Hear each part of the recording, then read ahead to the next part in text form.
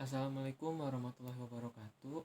Kami dari kelompok 9 ingin mempresentasikan KD 3.12 tentang menganalisis ornamen kue. Perkenalkan, nama saya Muhammad Nabil dan teman saya Muhammad Ihsan Saputra.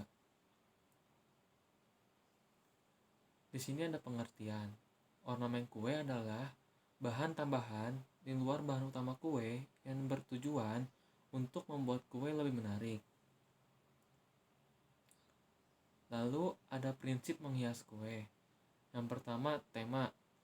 Tema diperlukan agar kue yang ditampilkan sesuai dengan maksud atau tujuan dari penempatan kue dalam suatu acara.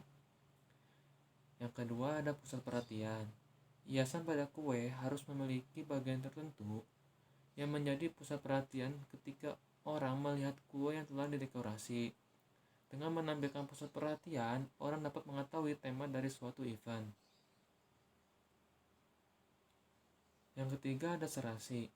Keserasian pada kue dapat dilihat dari segi desain maupun pemilihan warna yang kembali berperan pada tema. Yang keempat, ada seimbang. Keseimbangan dapat dibuat dengan memperhatikan ukuran dari kue dengan ukuran hiasan yang akan dibuat. Lalu prinsip terakhir ada tepat. Hiasan kue harus tepat dengan event atau tema dari acara, tepat dalam pemilihan bentuk, hiasan, maupun tepat dalam menentukan warna. Selanjutnya ada fungsi pada hiasan kue. Yang pertama, untuk meningkatkan kualitas penampilan dan rasa pada kue. Yang kedua, dapat menutupi cacat fisik pada kue seperti kue yang tercuil ataupun kurang menarik. Yang ketiga, dapat digunakan untuk mengungkapkan suatu ungkapan atau tujuan seperti ucapan selamat. Lalu di sini ada bahan ornamen kue. Bahan penghias kue dibagi menjadi dua. Yang pertama, bahan yang dapat dimakan. Yang kedua, bahan yang tidak dapat dimakan.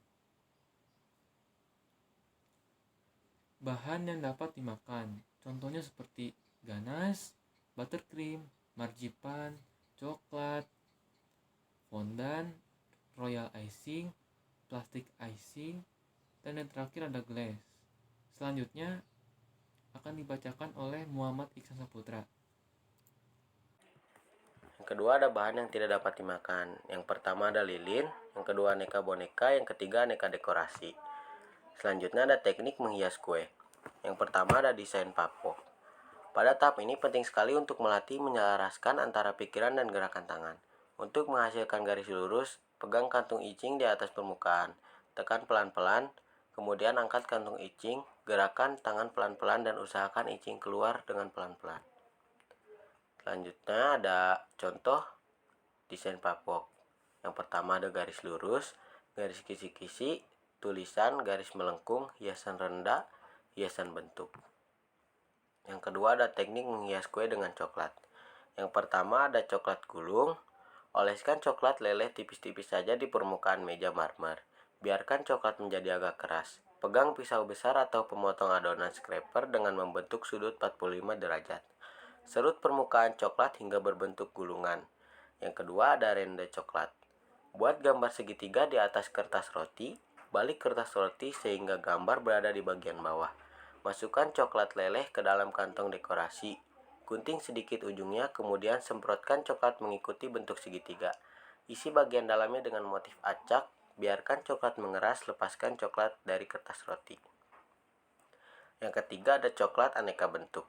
Oleskan coklat leleh tipis-tipis di permukaan kertas aluminium. Biarkan coklat mengeras. Celupkan ujung pisau cetakan cookie cutter ke dalam air panas. Keringkan dengan serbet. Dalam keadaan hangat segera gunakan untuk mencetak coklat. Selanjutnya ada macam-macam kue yang menggunakan ornamen. Yang pertama ada birthday cake. Yang kedua wedding cake. Yang ketiga ada anniversary cake. Selanjutnya ada penyajian ornamen kue. Ornamen kue biasanya diletakkan di bagian atas atau samping kue. Ornamen kue memiliki warna yang berbeda-beda agar lebih menarik. Ornamen kue memiliki berbagai bentuk seperti boneka, bunga, dan lain-lain. Selanjutnya ada penyimpanan ornamen kue. Yang pertama ada royal icing. Dengan menuangkan royal icing ke dalam mangkuk dan tutup rapat dengan plastik cling, hindari kontak langsung dengan udara luar. Yang kedua ada fondant.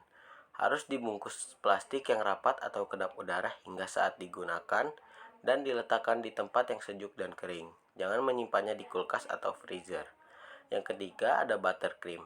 Menyimpannya di dalam kulkas, sebelumnya simpan terlebih dahulu buttercream di wadah kedap udara.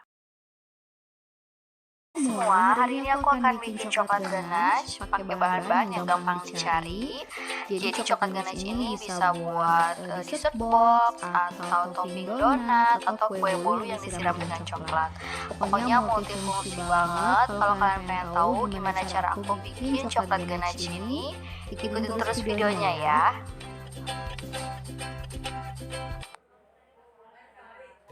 Untuk bahan-bahannya di sini aku ada 200 gram DCC atau coklat batang.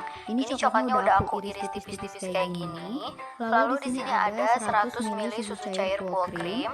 Jadi biasanya kalau kita bikin coklat ganache itu pakainya whipped cream cair kan. Tapi karena whipped cream cair itu gak di semua daerah ada dan harganya juga emang lumayan agak mahal.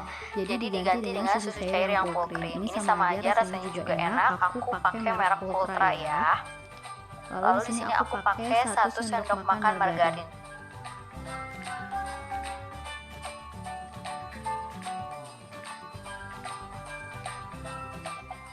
Nah, pertama-tama kita panaskan dulu susu cairnya. Ini cukup sampai panas aja, jangan sampai mendidih. Nah, kalau susunya udah panas, kita matiin aja apinya. Lalu kita masukkan DCC atau coklat batangnya. Ini kita aduk sampai si coklatnya itu benar-benar mencair.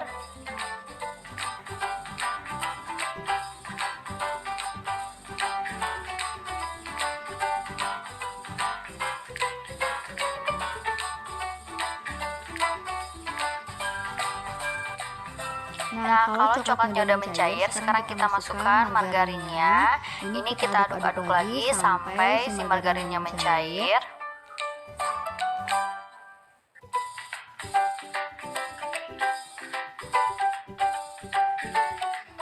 Nah, tips untuk membuat coklat ganache yang mengkilap yaitu kalau misalnya si coklat dan margarinnya udah tercampur, kita tetap aja aduk, terus aja aduk sampai si coklatnya itu benar-benar mengkilap.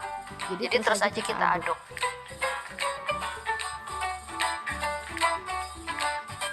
Nah, kalau misalnya dirasa udah cukup mengkilat, kita pindahkan aja ke wadah dan siap buat kita pakai ya. Nanti kalau misalnya ada sisanya bisa kalian masukin kulkas. Nanti kalau misalnya mau dipakai lagi tinggal keluarin, panasin lagi di api. Kita aduk-aduk lagi ya. Kayak gitu aja.